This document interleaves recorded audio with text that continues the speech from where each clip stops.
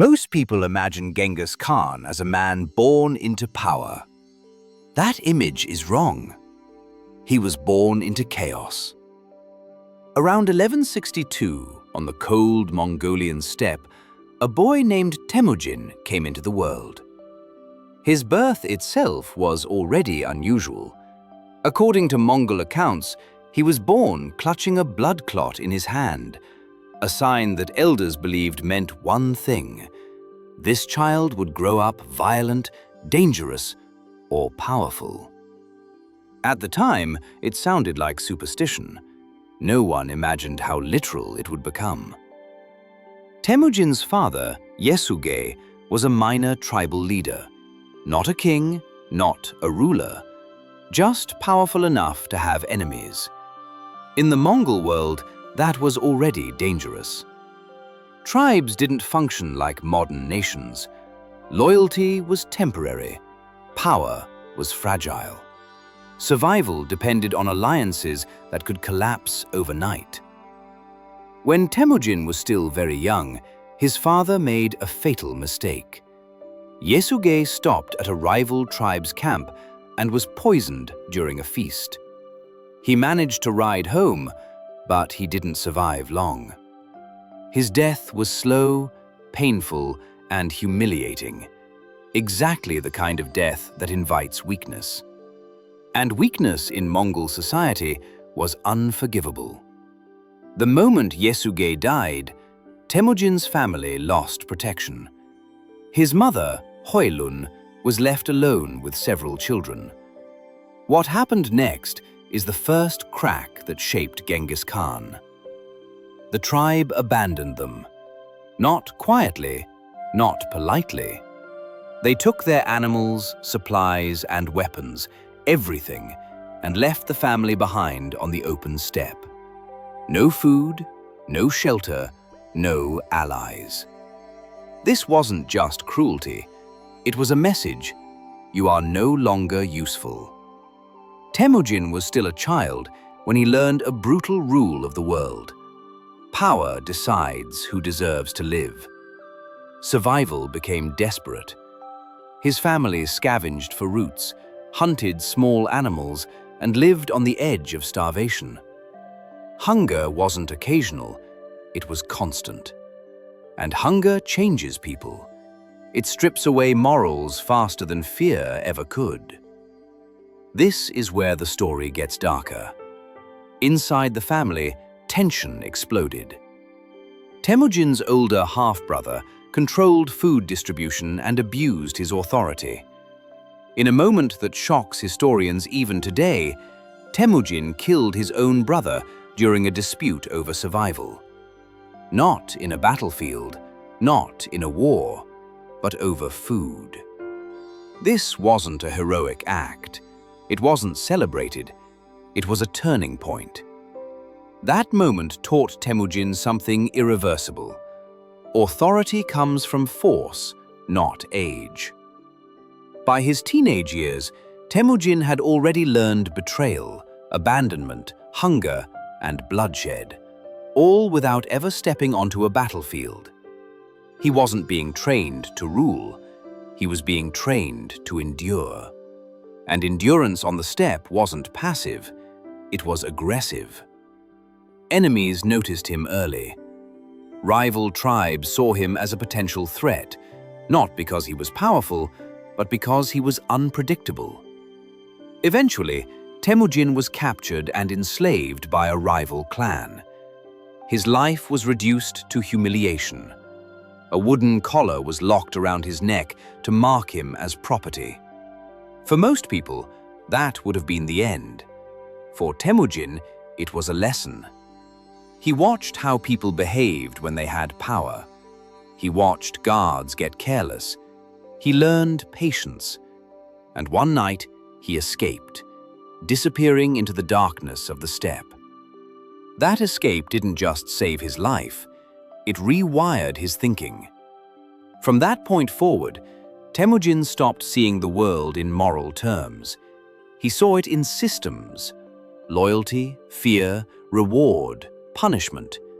Who stands with you? Who turns against you? and what happens to each. By the time he returned to the open plains, he was no longer just a survivor. He was someone who understood something terrifyingly simple. If the world abandons you once, you never let it abandon you again. And this is where the real story begins. Because the boy who was left to starve on the steppe wasn't planning to survive anymore. He was planning to never be powerless again. In the next part, we'll see how Temujin starts turning survival into strategy, how he begins choosing allies, using trust like a weapon, and making decisions that will slowly push him towards something far darker than revenge. This is the moment where a broken boy starts becoming a threat. After Yasuge died, Temujin's problem wasn't grief. His problem was math. On the Mongolian steppe, survival is numbers. How many animals you have, how many men will defend you, how many allies will stand with you if someone attacks. The moment Yasuge was gone, Temujin's family's numbers collapsed, and the tribe didn't wait to see if they could recover. They abandoned them. This wasn't some emotional, "we're leaving." In nomadic life, abandonment is an operation. They took the herd animals, the tools, the protection, basically everything that turns land into life. Temujin's mother, Hoelun, was left with children and almost no resources. No tribe meant no safety net. It also meant something else. Other groups could harm you and nobody would care. That's the part most people miss. On the steppe, being alone wasn't loneliness. It was permission for others to exploit you. So the family did what abandoned families did. They became scavengers. Not for a few days, for months, possibly years. They lived on whatever they could pull from the environment: wild roots, berries in season, small animals, fish when possible. Think about what that means. If your daily plan is find anything edible before night, you're not building a childhood. You're building survival instincts. And survival instincts change your personality fast. Temujin grew up watching his mother do everything: gathering food, keeping the children alive, making decisions without protection. Hoelun wasn't just a mother. She became the head of a collapsing household. In that situation, children mature early.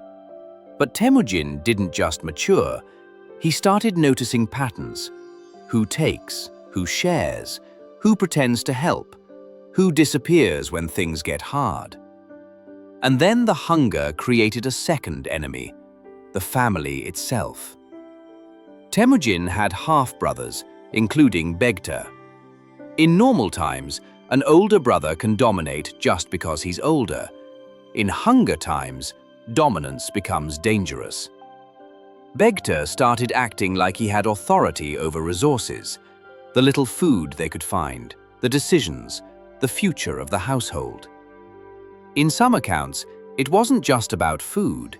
It was also about control, status, and the threat that Begta could eventually claim power in the family over Temujin. Now put yourself in Temujin's position. You're already abandoned by the outside world, and now, inside your own home, you're being pushed down. And on the steppe, getting pushed down isn't a social problem, it's a survival problem.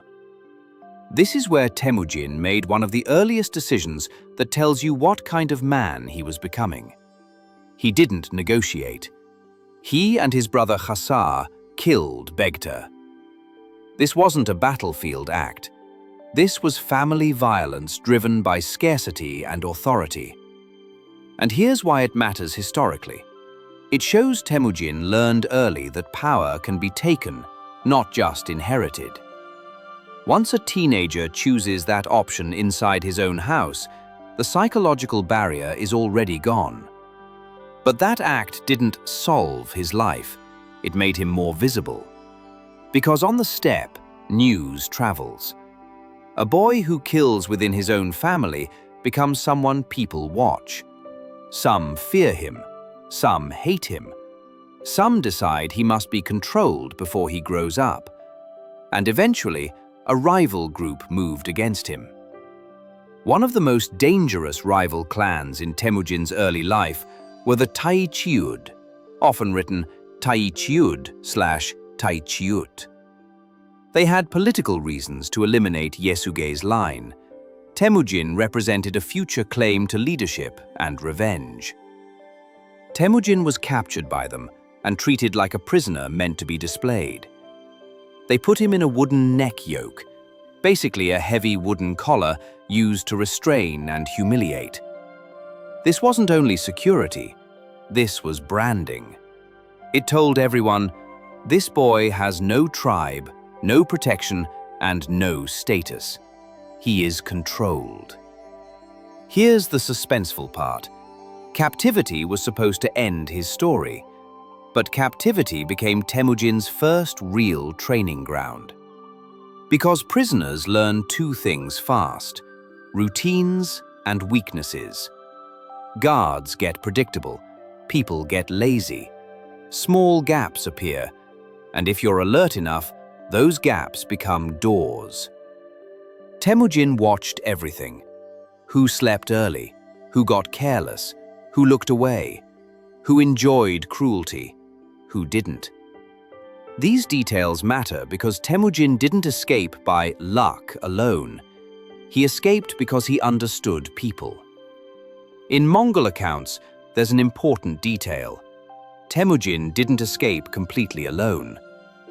A man named Sorkan Shira and his sons in some tellings is often mentioned as someone who helped hide him instead of turning him in. Think about how risky that is. Helping a prisoner escape could get your whole family killed. So why would anyone help him? That question is the key suspense.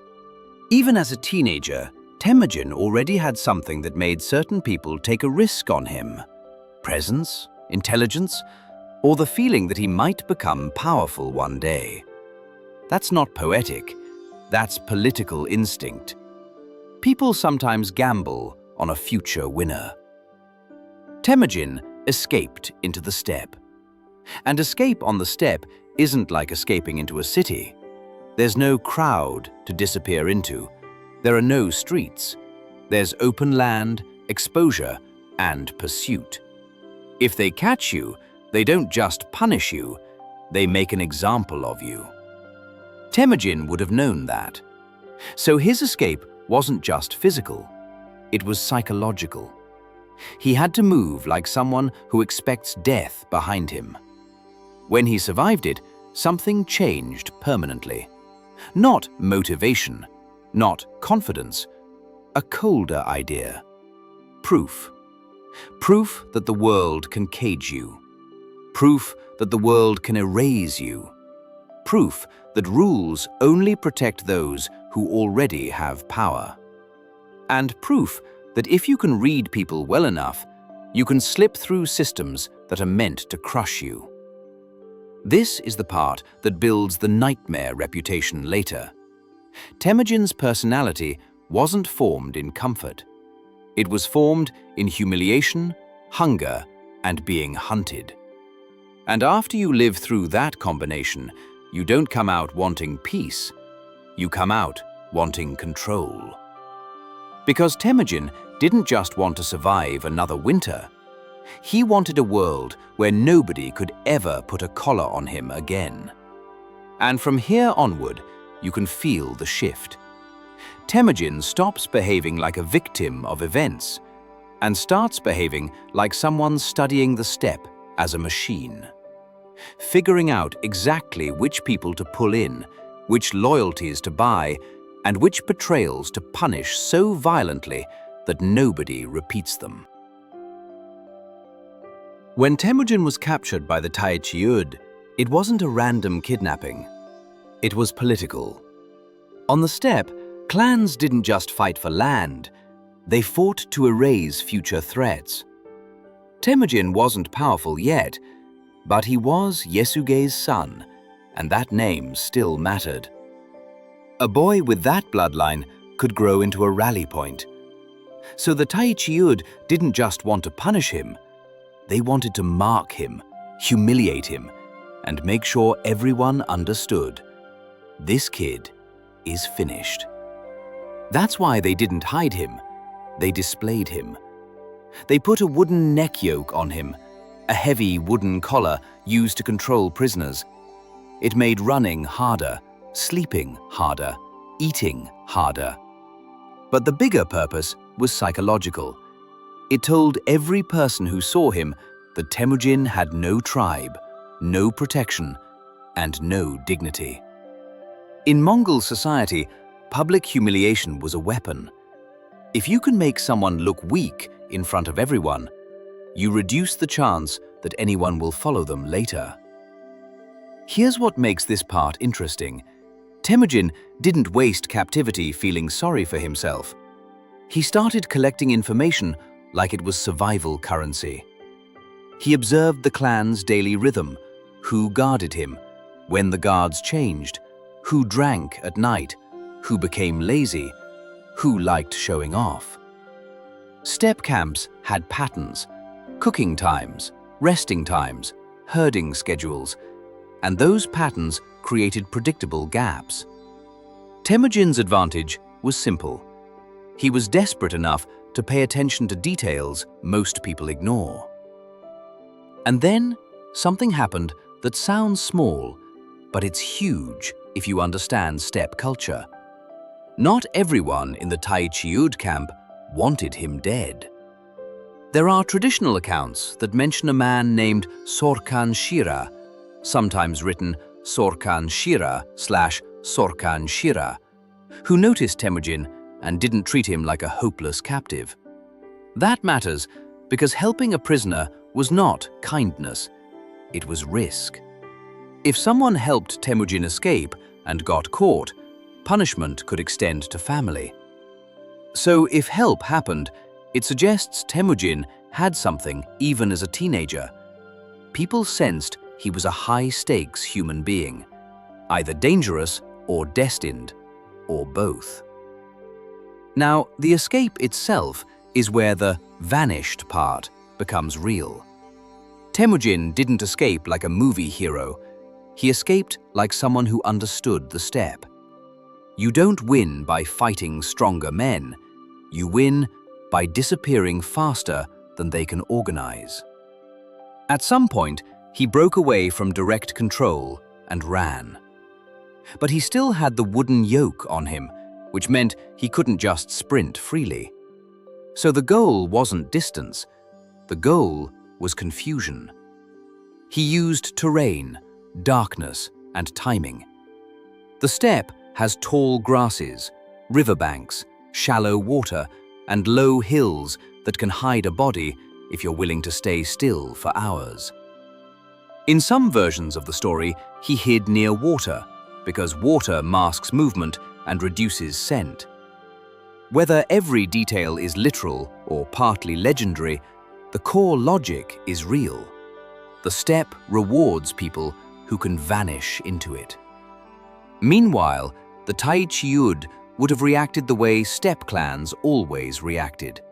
Fast search parties, lots of shouting, trying to corner him before he reached any friendly group. Because once a prisoner escapes and reaches allies, the situation changes. Now it becomes a feud, a revenge cycle, a political embarrassment. Temujin understood that too. So when he vanished, he wasn't just escaping death, he was escaping a future where he'd be hunted forever as the boy who failed. He needed to return not as a captive, but as a person who couldn't be easily controlled again.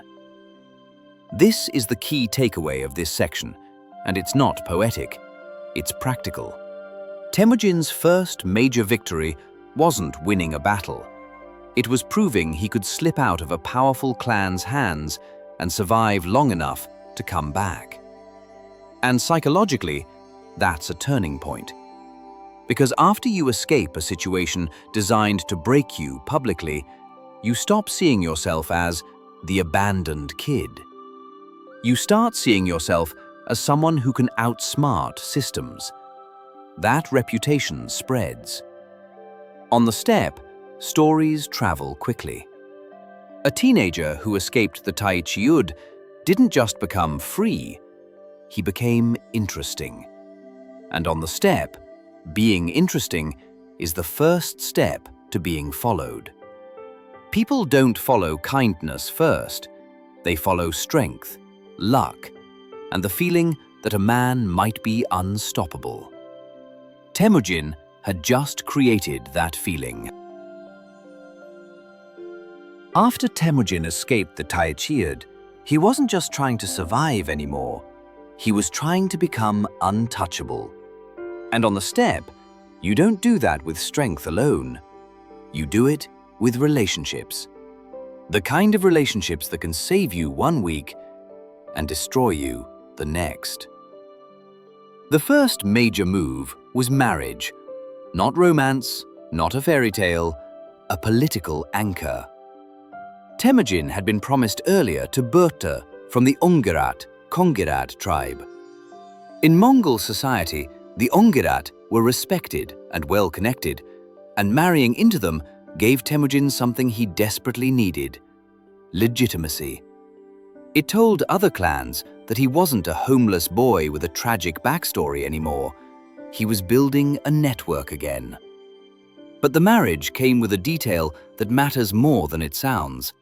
Berta's family gave a valuable gift, traditionally described as a black sable coat.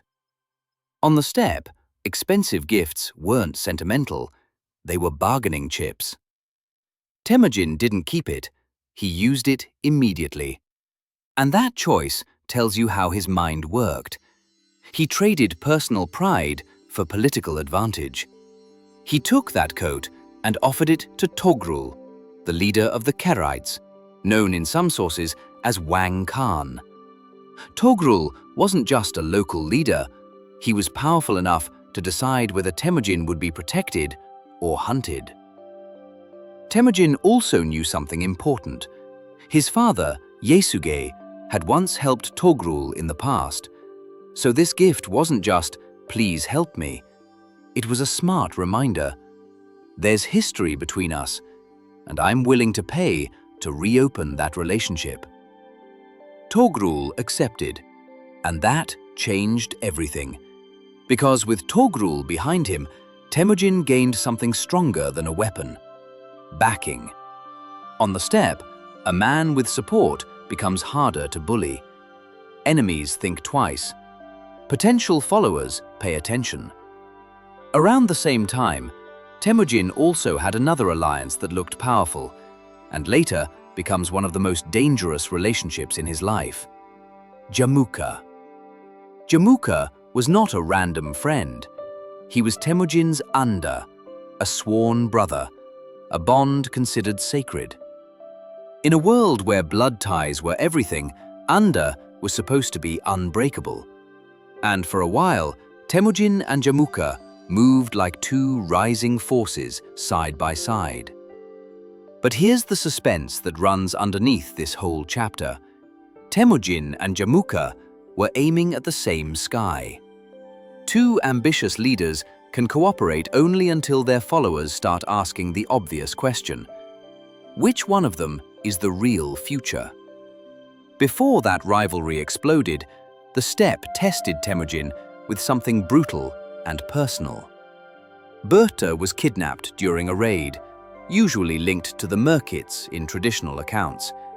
This wasn't just violence for violence's sake. Raids had logic.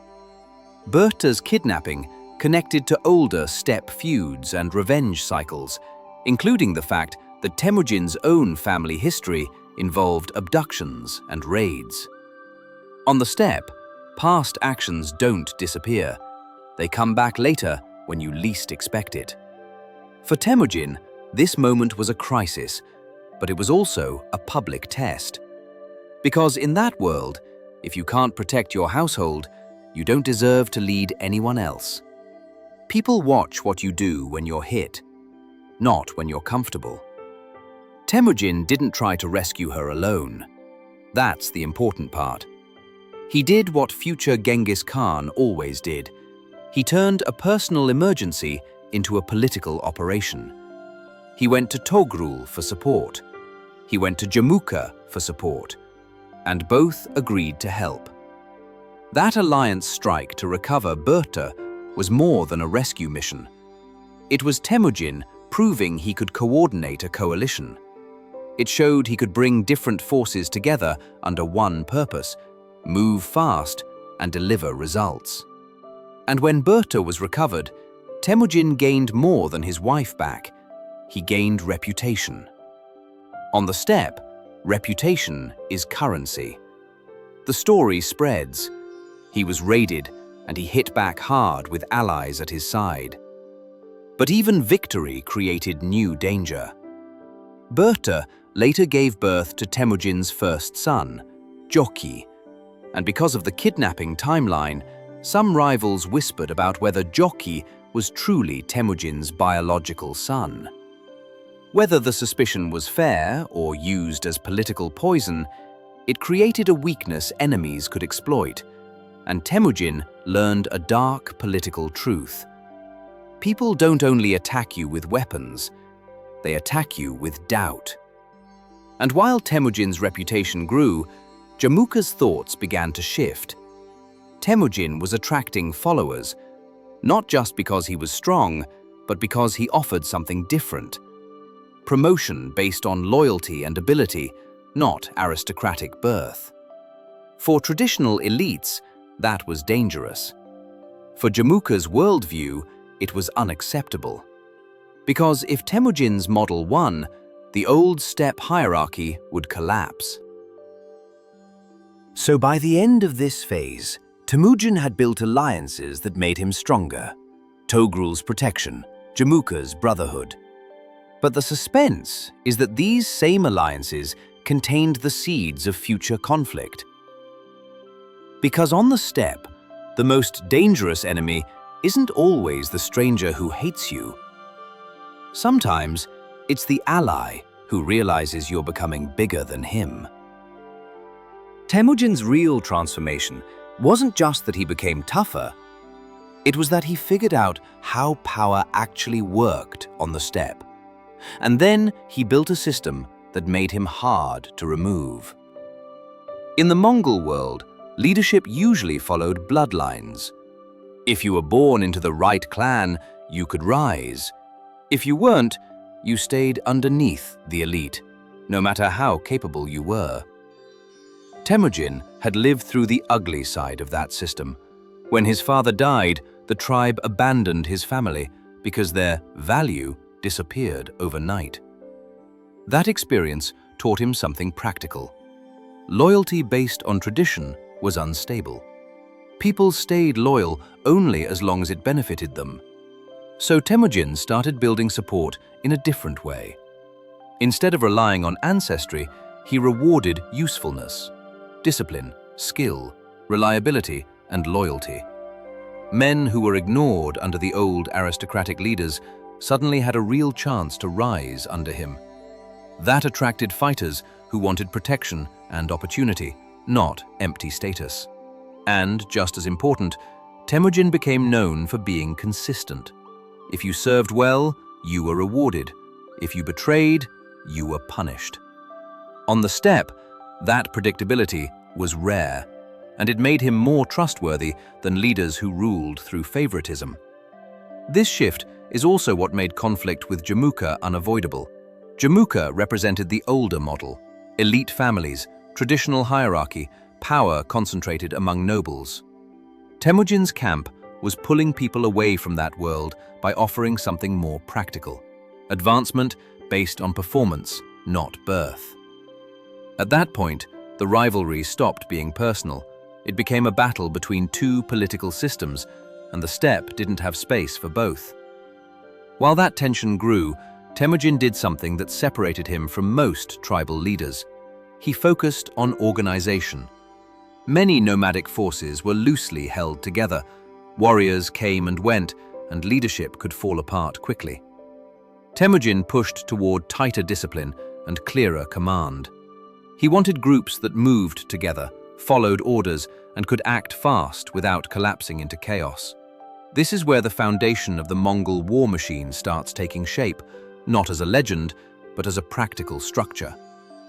Then came the official turning point, the Kurultai, the Mongol assembly where major political decisions were made. After years of consolidating power and defeating rival tribes, around 1206, Temujin was recognized as the overall leader and given the title that becomes known as Genghis Khan. That wasn't just a new name, it was a declaration that the steppe was being reorganized under a single authority.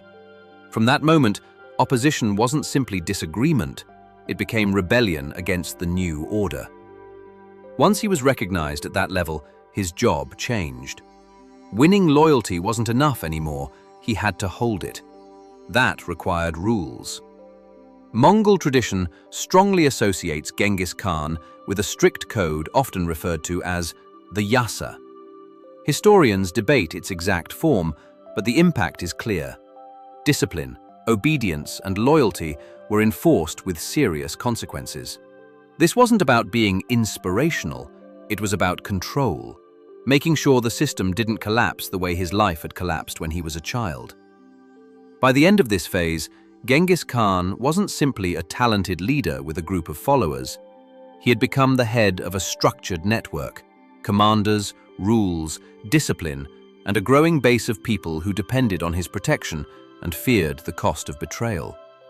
And once that kind of machine exists on a fragmented steppe, expansion stops being a possibility and starts becoming the next logical move. Genghis Khan didn't become terrifying because he had the biggest army. He became terrifying because he turned warfare into a system, fast, organized, and psychologically brutal. And then he used it in ways most enemies didn't understand until it was too late. Once he had unified much of the Mongol steppe, the direction of violence changed. The fights were no longer just tribal feuds over pasture land. Now they were campaigns that reached beyond Mongolia, into cities, walls, and civilizations that had never faced a force like this. And the first big target wasn't chosen randomly. It started with the Khwarezmian Empire, a powerful Muslim state controlling major trade cities across Central Asia. At first, Genghis Khan didn't send an army. He sent trade. He wanted access to goods, wealth, and routes. He sent merchants into Khwarezmian territory. What happened next is the kind of trigger that turns a regional leader into a historical catastrophe. Those merchants were killed or seized, and when Genghis Khan sent envoys to demand justice, the envoys were humiliated. In some accounts, one was executed and others were shaved, which in that world was an insult meant to travel back as a message. To Genghis Khan, that wasn't just disrespect. That was a signal that his authority could be challenged without consequences. So he responded with consequences so extreme that it became legend. He invaded with speed that didn't match what city-based empires expected. Many states were used to warfare with long supply lines, slow marching, and predictable seasons. The Mongols moved differently. They traveled fast, lived off their animals, and spread out, meaning they could strike multiple places in a way that looked impossible to defenders. And then came the tactic that made them feel supernatural, the illusion of endless numbers. They used dust, movement, and constant rotation of riders to make armies appear larger. They attacked from unexpected routes, including deserts and harsh terrain defenders assumed no army would cross. When you're inside a city and you hear an army is coming from a direction you thought was impossible, fear multiplies. People start believing the enemy can do anything. Now, here's where the dark expansion gets real, because Genghis Khan didn't rely only on fighting. He relied on reputation. He created a simple choice for cities: surrender and live, resist and become an example. This wasn't always empty threat. In several famous cases, when cities resisted, the retaliation was devastating. Mass killing, destruction, and terror designed to send a message forward to the next city. The purpose wasn't only punishment. The purpose was efficiency. If one city's horror could scare 5 other cities into surrendering without a fight, that saved Mongol soldiers and time. It's difficult to listen to, but it's a key historical point. Terror wasn't a side effect. It was part of the strategy. And it worked. Some cities opened gates before the Mongols even arrived. Not because they admired Genghis Khan, because they had heard what happened to those who resisted.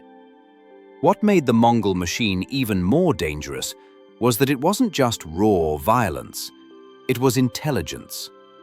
They used scouts constantly. They gathered information about routes, supplies, politics, and rivalries. They exploited divisions inside enemy states. If a city had internal conflict, they turned it into a weakness. If a governor was unpopular, the Mongols offered deals. If a region hated the central government, the Mongols made sure that hatred mattered. And Genghis Khan understood something that still applies today. People don't collapse only from military defeat. They collapse when they lose confidence in their leaders. So he attacked confidence. He attacked the idea that the empire could protect you. Then there's the siege warfare, another shock for the world at the time. Nomads weren't supposed to be good at breaking cities, but the Mongols adapted quickly. They used captured engineers, learned techniques, and began taking fortified places that thought walls made them untouchable. Every time a walled city fell, it sent the same message: your rules don't work anymore.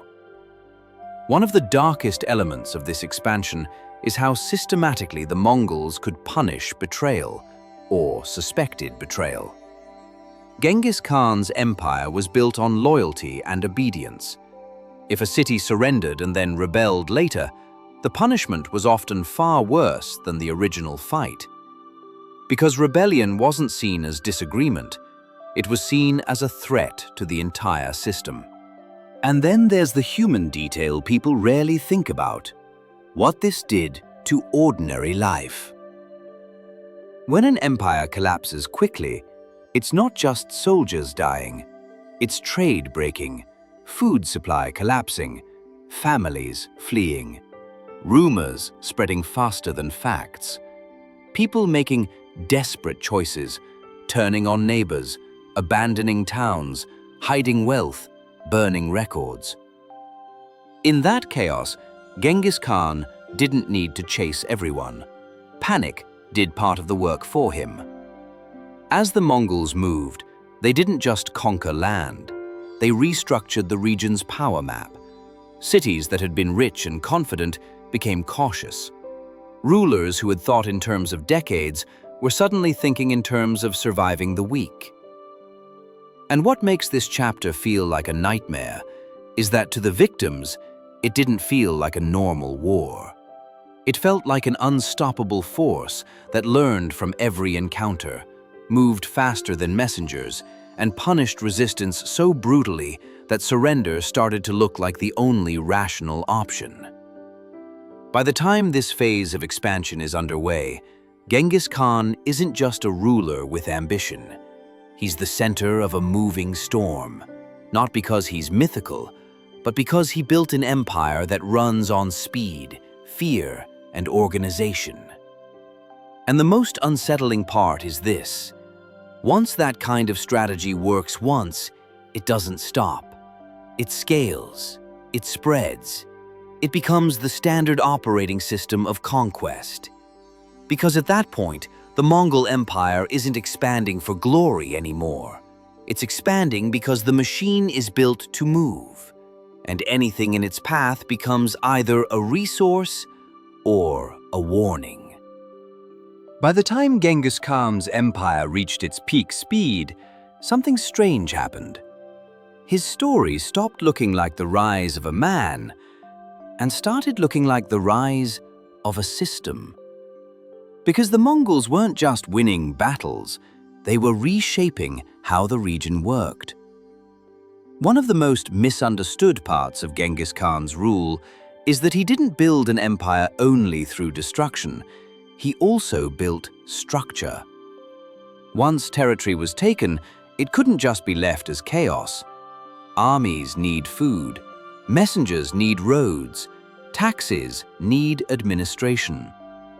So the Mongol expansion created a need for organization, and Genghis Khan leaned into that hard. He relied on trusted commanders and family members to control areas, but he also used something practical: specialists. If the Mongols conquered a place with engineers, scribes, or administrators, those people were often kept alive and used, not out of kindness, but because they were useful. Cities that surrendered could sometimes be spared, and traders could be protected because trade generated wealth and stability. This is one reason the Mongol world later connects to the idea of safer trade routes across Asia, the early shape of what people often call the Pax Mongolica, especially under his successors. Genghis Khan also pushed for a strict internal code of discipline. Sources often connect him to a law code known as the Yasa. Historians debate the exact form of it, but what isn't debated is the effect. The Mongol system was built on obedience, military discipline, and harsh consequences for betrayal. That's part of why the empire could move so fast without falling apart internally. But for all the organization, Genghis Khan's empire also had a permanent problem: succession. He had multiple sons, and the most complicated question was always the same: who would inherit what? His first son, Yochi, was controversial because of Borta's earlier kidnapping and the rumors around his paternity. Whether those rumors were true or not mattered less than the political damage they caused. It created tension inside the family, and rival factions could exploit it. This is where the story becomes darker in a quieter way, because the empire wasn't just built on fear aimed outward. It also created fear inside the ruling circle. Everyone understood the truth. When a man like Genghis Khan dies, the system either stabilizes or it fractures violently. And then we reach the most mysterious part of his story: his death. Genghis Khan died in 1227 during a campaign against the Western Xia, but what exactly happened is unclear. Sources differ and legends multiply, which is why this moment stays haunting. Some accounts suggest he died from illness, others hint at injuries, possibly from a fall or earlier wounds. Over time, darker rumors appear, but most serious historians treat those later stories cautiously. What is known is how tightly the Mongols controlled the information. They didn't announce his death openly the way modern states do. His death was treated like a strategic secret, because if enemies heard the ruler was dead mid-campaign, they could rebel, resist, or attack the Mongols while leadership was uncertain. So the Mongol leadership kept things controlled until they could finish the operation and secure succession. Even his burial was wrapped in secrecy. According to tradition, the location of his grave was hidden deliberately. And it wasn't just privacy, it was security. A known tomb becomes a target. Enemies can desecrate it, steal it, turn it into propaganda. The Mongols wanted none of that. The result is one of history's most famous mysteries. Where is Genghis Khan buried? Even today, the exact location remains unknown, and that adds to the sense that this was a man who disappeared even in death. But the most important question isn't where he was buried. The real question is what he left behind. Because his legacy is almost impossible to place in one box. For many people across Eurasia, his name is linked to terror. Cities destroyed, populations killed, entire regions traumatized. For others, especially within Mongol history, he's remembered as a unifier who ended tribal fragmentation, created order, promoted loyalty and merit over aristocratic privilege, and built the foundations of an empire that connected huge parts of Asia. And that's the uncomfortable truth. The same man can be remembered as a nation builder and as a catastrophe, depending on where you're standing. What's undeniable is scale. Genghis Khan's expansion permanently altered borders, trade routes, political structures, and population patterns across a massive portion of the world. His empire didn't end with him. It expanded further under his successors, and the Mongol impact shaped the future of China, Central Asia, the Middle East, and even Europe's political thinking. So, when you look back at the title, From Broken Boy to World's Nightmare, it's not exaggeration. It's a summary of a life that began in abandonment, became powered by alliances and discipline, exploded through conquest, and ended in secrecy, leaving behind an empire that still echoes in world history long after the man himself vanished.